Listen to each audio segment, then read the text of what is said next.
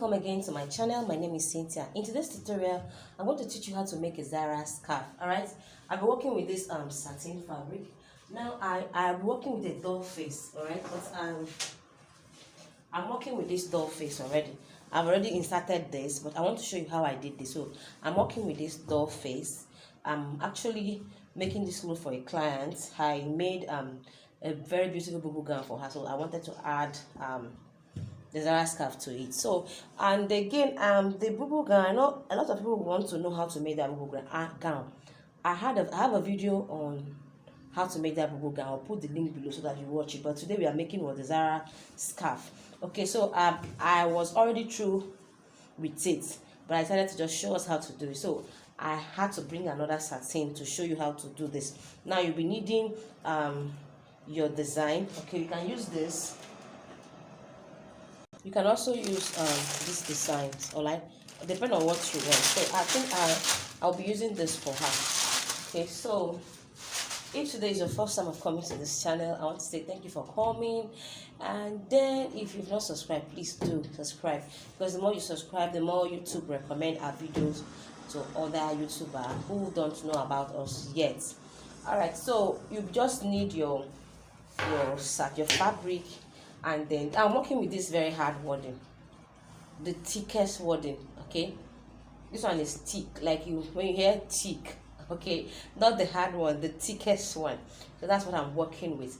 But there's this shoemaker this thing they use, that thing that's usually under your shoe. You get a shoe, just check under it. That's one that's usually under the shoemakers, they sell it. So I don't have it, so I'll be using this because this is also thick.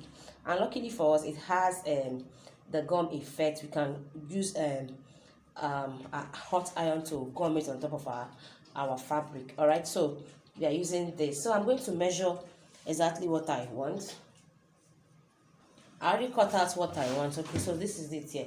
So I'll be needing 18 inches, 19 inches on this area, and then 3 inches on this area. Okay, I think I took 3.5. All right, 3.5 on this area. So all you need to do now is to grab your fabric. So this is our fabric. Now on the length parts, you're going to measure out 48 or 45 inches. Okay, so 48 or 45 inches, and you know satin is by 60. So I already have my 48. So this one I did, it's already 48. Okay, so this is on the length area. Then on the width, you should have up to, let's say you should have, okay, let's say like 30. You know, about 30, 40. All right, but I don't have up to that, so I'll be managing what I have. So I'm using 35. Okay, so now what you are going to do is to cut out the fabric on length 45 or 48, and then the width should also be 40. But if you don't have much fabric, like you see what I just did there, you can, as long as it's going to go your head all through, so there's no problem with that. Now you're going to go ahead and fold every area of your fabric. You fold this side, all the areas, you fold it, and you come back. So I'm done with folding it. You can see I'm done with folding this one. All right, so once I was done with folding it, remember I said I'm not using this, it's the other one I'm using. I just want to explain to us. So once you're done with folding, so let's assume that all this one is folded. So once you are done with folding, you're going to mark the center of that 45. So you fold your fabric this way into two. You fold it into two this way, and then you get the center.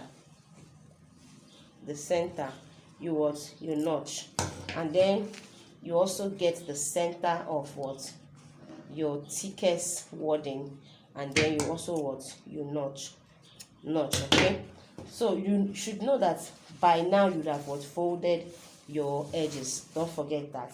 So once you are done with folding, you now bring it this way. The place you notched on the satin and the place you notched on the thickest wording, and then you're going to leave like 1/2 inch on this area. This ½ inch will enable you to sew it down. Now I'll leave ½ inch there. By then we have folded here already. Hope you still remember. All right, so we'll take it this way. Okay, so you now use pin to hold this area and also hold this area. You hold the two sides.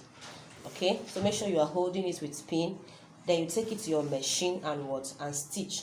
So let me show you what we did here. So as you can see I folded this area. All right, and once I folded it, I added my thickest wadding under it. All right, and then I folded it and stitch. Please, if you are stitching, don't stitch on top of the wadding. I didn't sew on the wadding, I just sewed on the material. Make sure the wadding, that's why I said you should keep ½ inch around here, so that by the time you fold, the ½ inch will be above what your wadding. All right, make sure you're not sewing on top of the wadding. So once I was through with that, I closed up here and also close up this part. So now this is it for your Zahra scarf. The next thing you're going to do is to start designing it. You should design it anyhow and anyhow you want. So now I am going to use this. Okay, I'm going to put this here.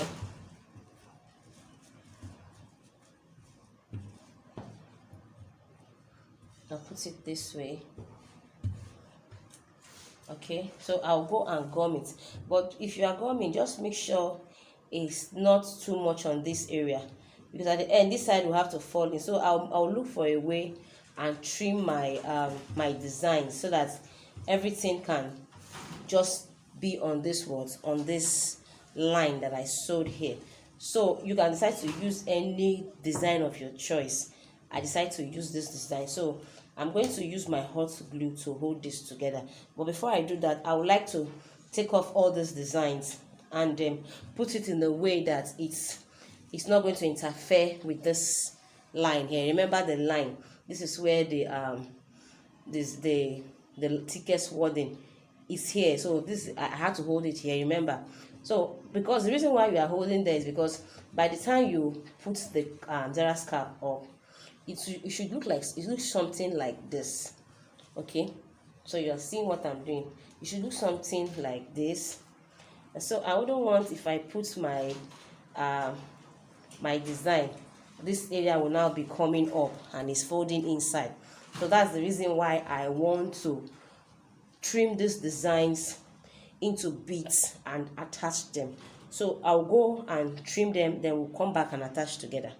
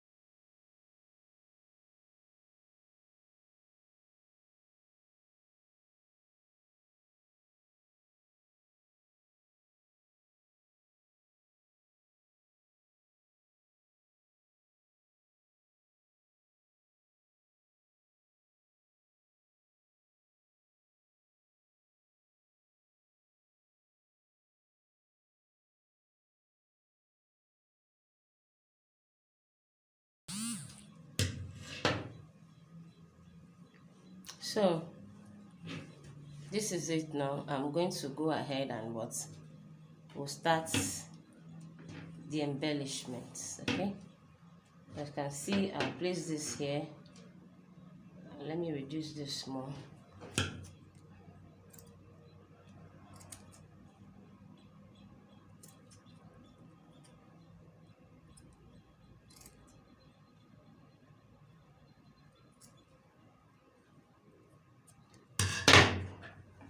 Put this one here.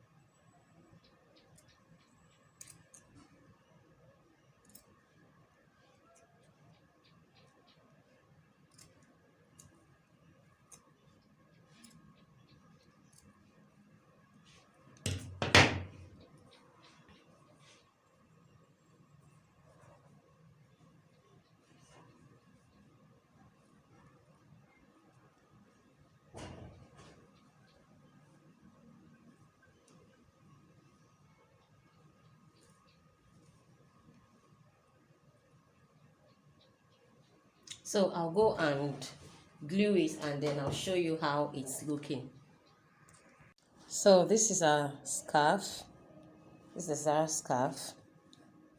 Okay, so I'm going to put it on the dummy so that you see how beautiful it came out. You can see, look at this, is it.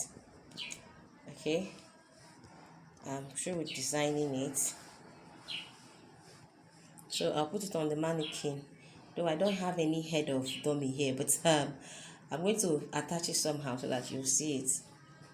All right.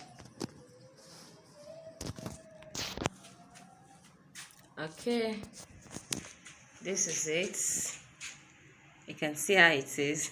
I wish I had a head dummy here. Okay, I think I have it in the shop. I use the shop one. Alright, so if this tutorial was very helpful, please don't forget to like, share, and subscribe to our channel. I'll see you again in my next class. My name is Cynthia. Bye.